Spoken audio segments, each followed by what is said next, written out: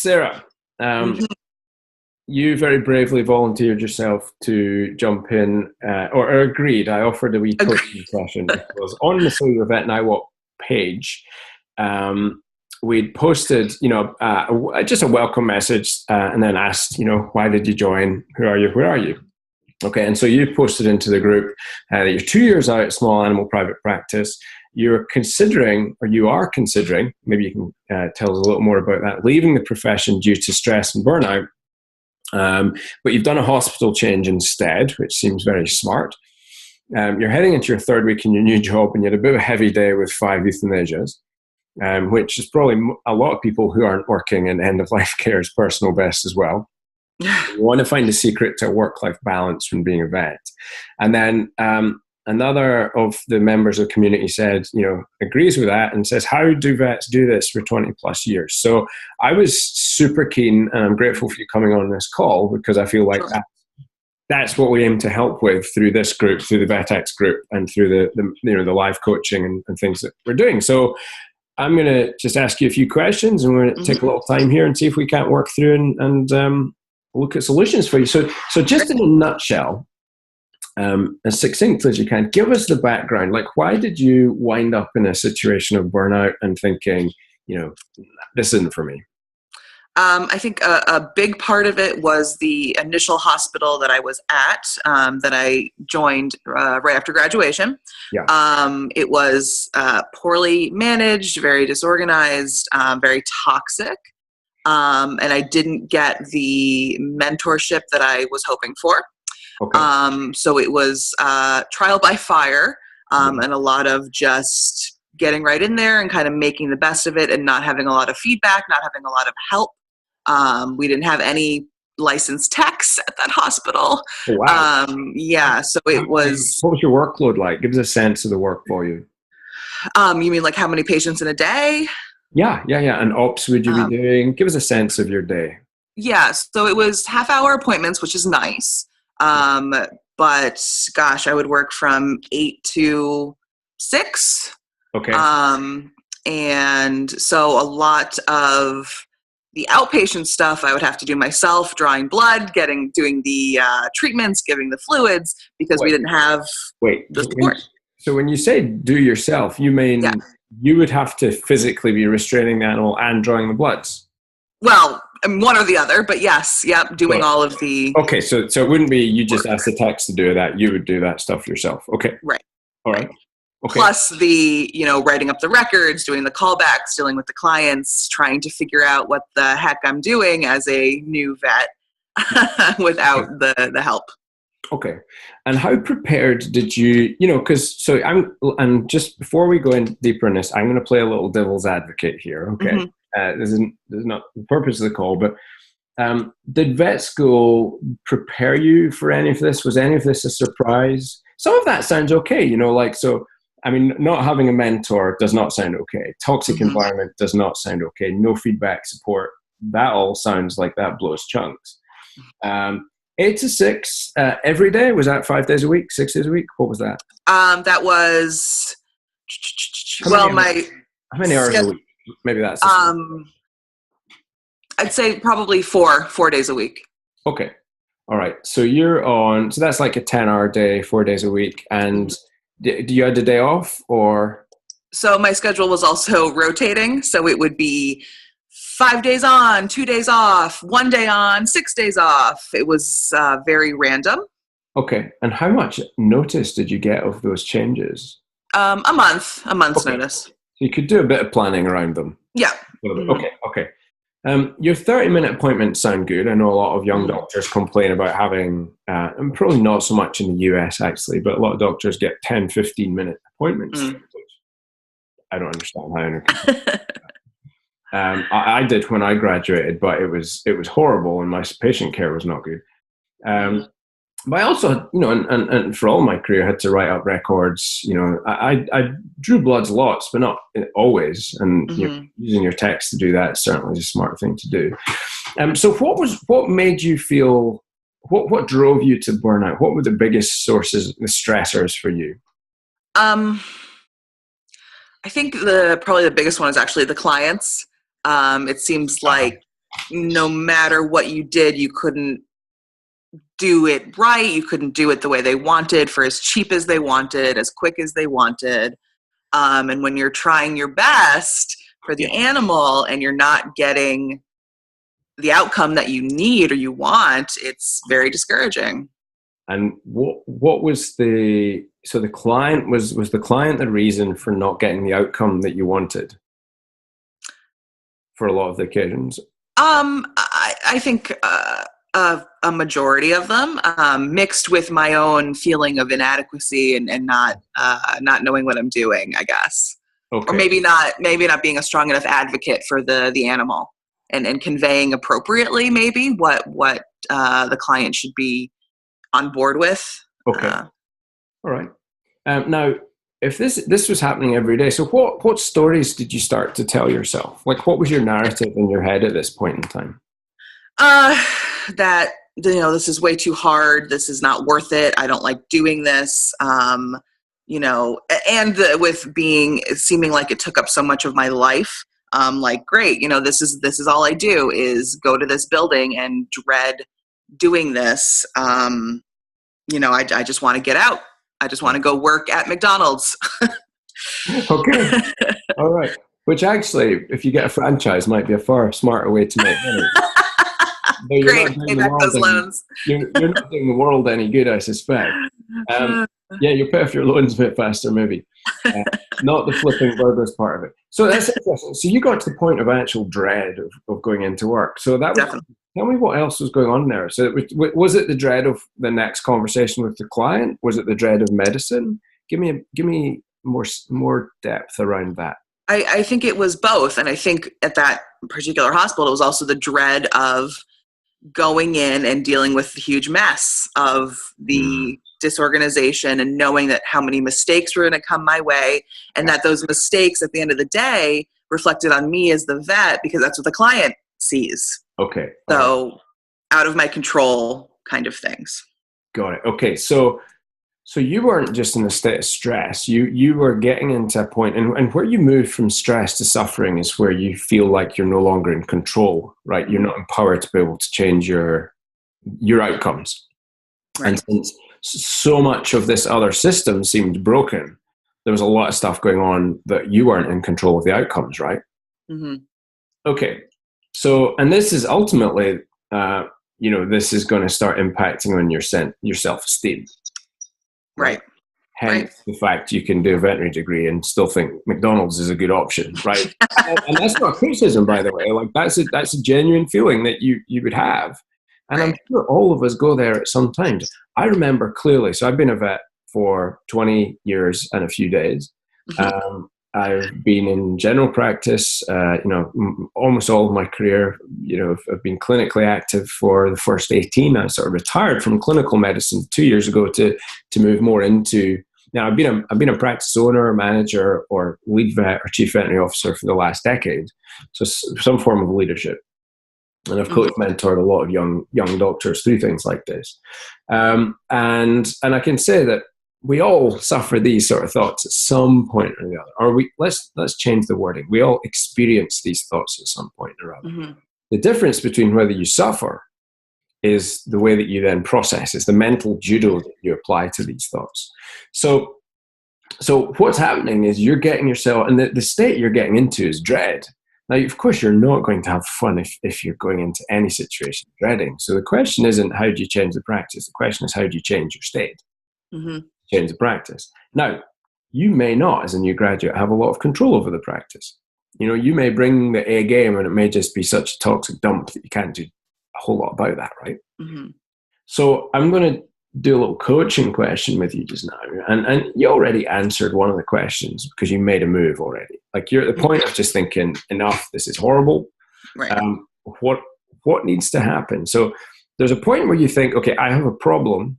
And that's great. That's recognizing the issue, but it's not the answer. The answer is, a lot of people just get stuck focusing on the problems, and that's when they get burned out. Burnout is a symptom of ongoing mental and physical and emotional exhaustion.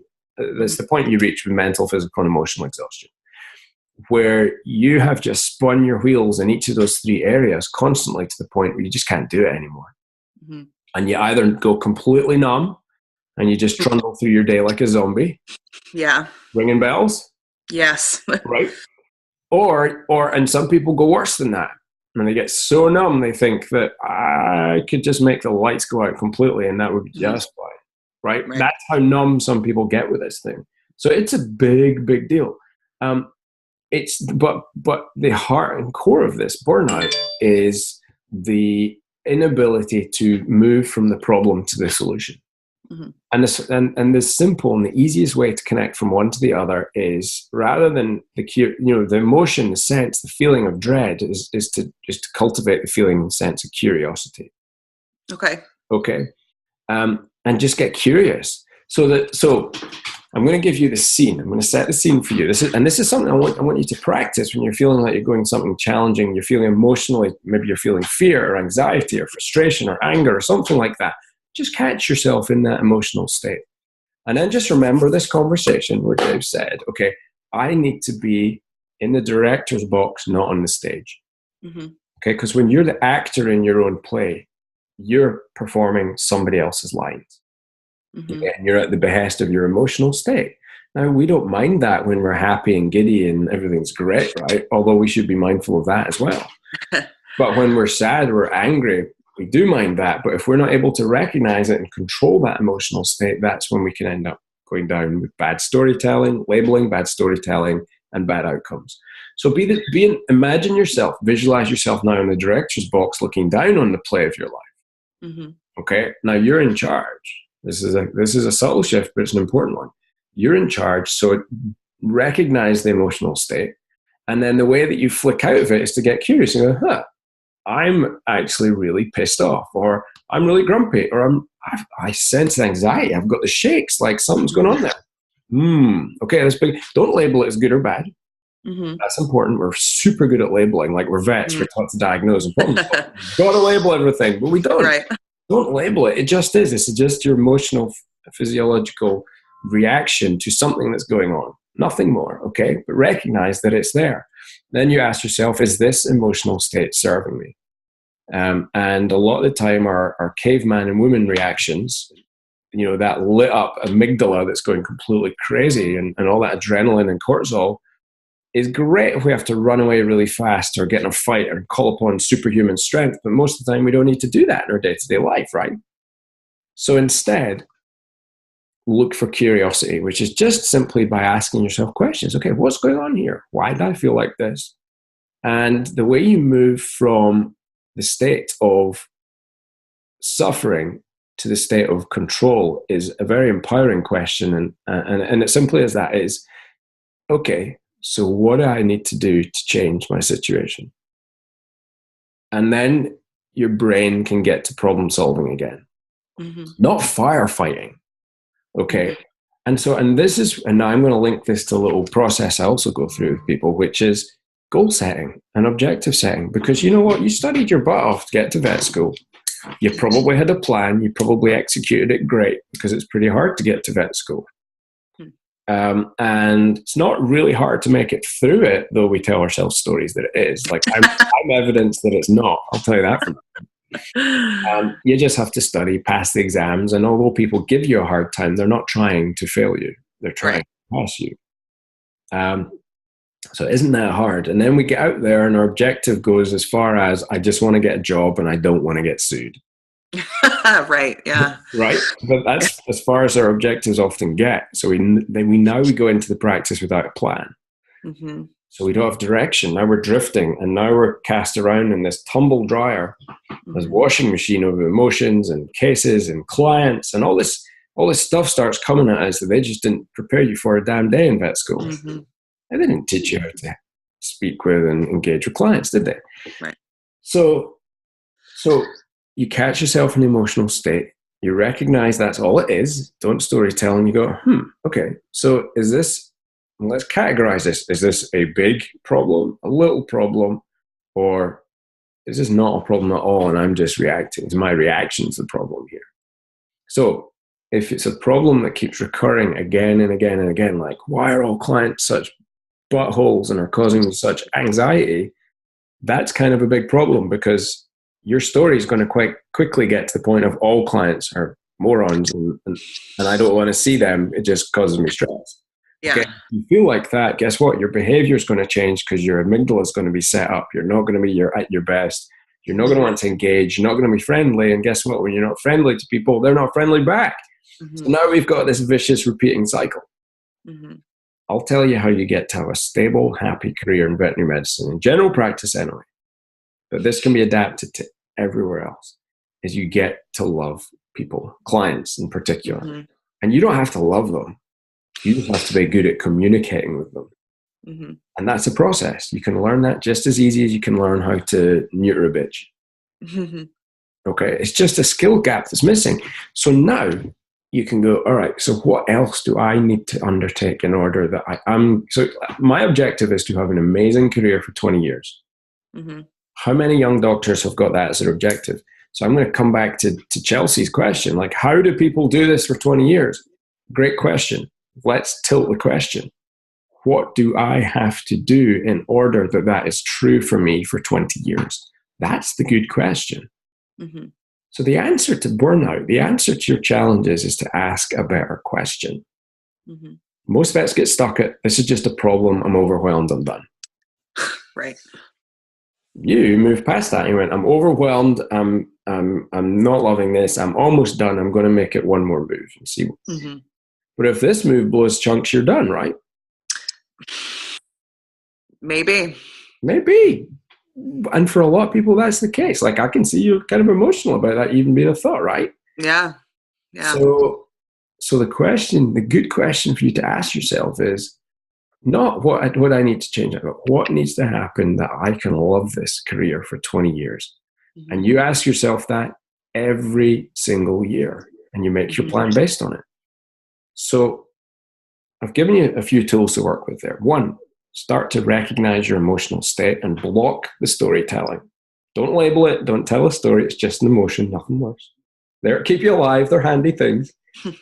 They're just there to tell us that we're getting feedback that something in the universe is occurring. That's all. It's not good or bad. Be the director, not the actor. And do that by asking myself, okay, that's an emotion. What emotion will serve me better? And curiosity comes to the question. The question is what you need to find. So here's a question for you then, Sarah, if you're ready for it, is what needs to be happening right now for the next 12 months for you to think, this has been the best year in veterinary medicine so far, and I love it. So what's your answer to the question? And get your pen out and start writing these things down. Because you and I are going to check in on this, right? Okay. I'm dead set serious. Like, good. 12 months. Okay. So what's on your list?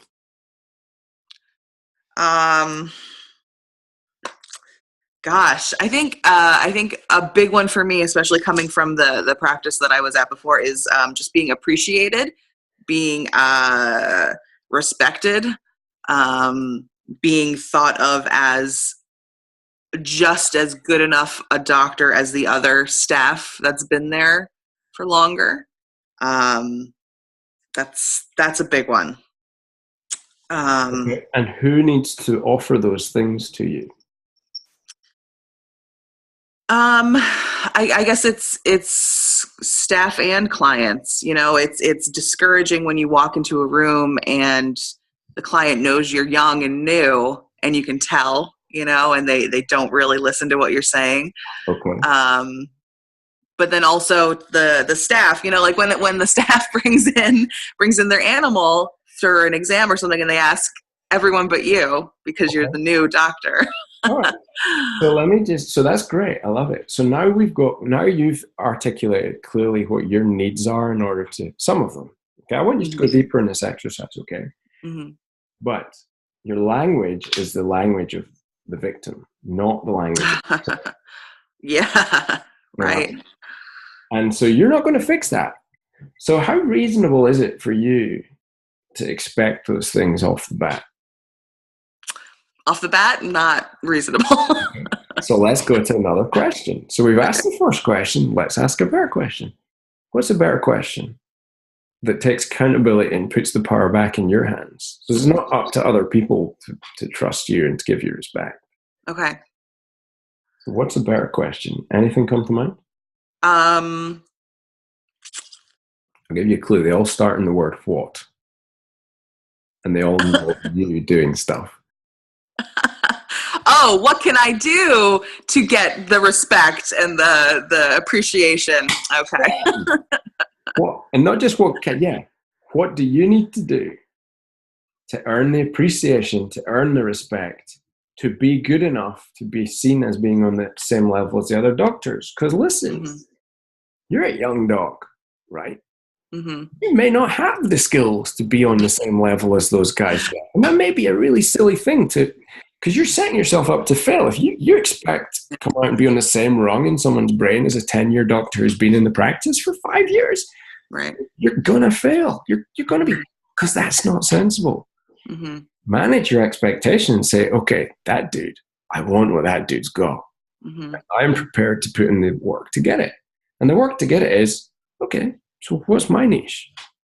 Mm-hmm. What classes can I take? What courses can I go on? What skills can I acquire that mean a year, 2 years from now, the team and the staff of this place understand that I have my place in this jigsaw and I'm respected because I put in the work. Mm-hmm. If you do that, you will be happy. Mm-hmm. You will be appreciated. You will be respected. And you will be seen as good enough to be on the same rung as the other doctors. Mm-hmm. Okay, if you don't do that, you'll sink into blame game yourself, and you will become part of the toxic culture because you'll feel frustrated. You'll feel the world owes you something. You'll feel angry. You'll feel frustrated. You won't be the best version of yourself that you owe the world. Mm-hmm. The world deserves the best version of you, right? And you deserve the way the world reacts to the best version of you as well. The two are completely interlinked. Yeah. So your discipline, remember that you will be the sum total of the habits that you string together every single day. Mm-hmm. Okay, so if your habit is every morning you wake up and go, okay, what was my 12-month goal? Okay, what's my 3-month goal? What's my week goal? What's my today goal? It takes me a step toward that. You trust me, you will go a very, very long way in a very short space of time, and people will notice. Mm-hmm. And they'll notice because you're taking full responsibility for your growth and development. Mm-hmm. Okay, that's the conversation you want to be having with a mentor. Mm-hmm. None of this, this case didn't go so good, and what, or can I just stand over your shoulder and watch surgery? Sure, that's a part of it, but don't do that without your plan to start with. Okay, mm-hmm. And then every year you just review that. Mm-hmm. See, and I'm going to leave you with, because I'm twisting your noodle a bit here, and I'm conscious of that. And I'm going to leave you because we all have human needs, okay? And you were feeling so crappy. Let me unpick the puzzle for you a little. You were feeling crappy because your human needs were not being met. Mm-hmm. All right, and your human needs are to have certainty, to be able to provide for yourself with the food, water, clothing, those things. Mm-hmm. But also certainty that comes with mastering your skill sets, which no young graduates ever come out with. Mm-hmm. Okay, so now if you work in a situation where you've not got support, you're in a toxic culture, you're learning badly, you're not doing things to the level you should, then you're gaining no certainty that you can do this job, and so you feel awful, your esteem takes a beat down. Mm-hmm. Okay? You want to feel significant. That's come across loud and clear. Of course we do. We're doctors, right? That's pretty normal. Okay? So the way you get to feel significant, guess what? Gain certainty. Mm-hmm. Being good at what you do. Being good at communicating with people.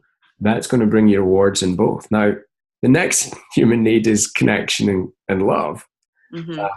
Well, once you earn people's trust and respect, you'll get connection and love. The next one down is to grow, to develop, to get better. So when you start doubling down on mastery, you grow. So now we're taking 4 out of 6 human needs boxes, high scores if you double down on mastery and accountability. Mm-hmm. You will love your career if you do that. Okay? Mm-hmm. All it takes is a little mental judo and a bit of sticking it out in a place. but it does mean you have to find the right place, because some places are just horribly toxic. Yeah. So I've chucked a whole lot of stuff your way. How are you feeling about that?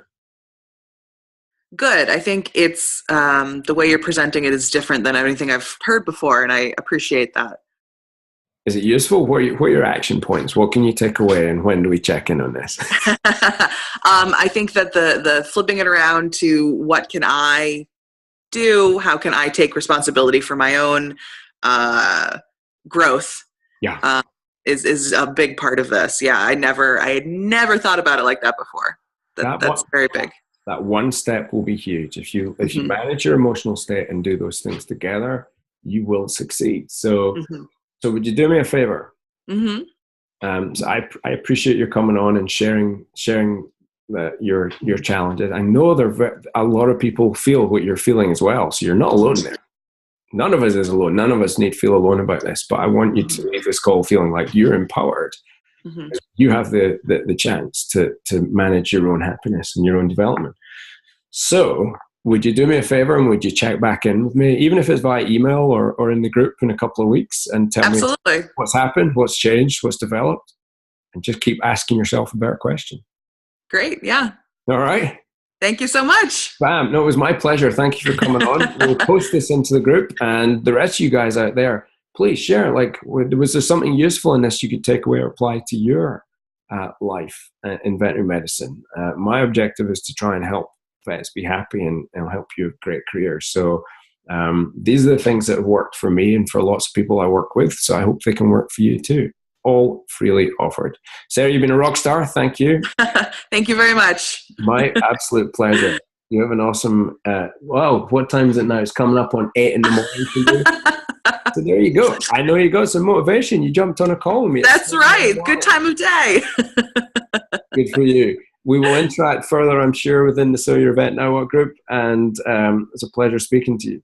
You too. Thank you very much. Okay, take care.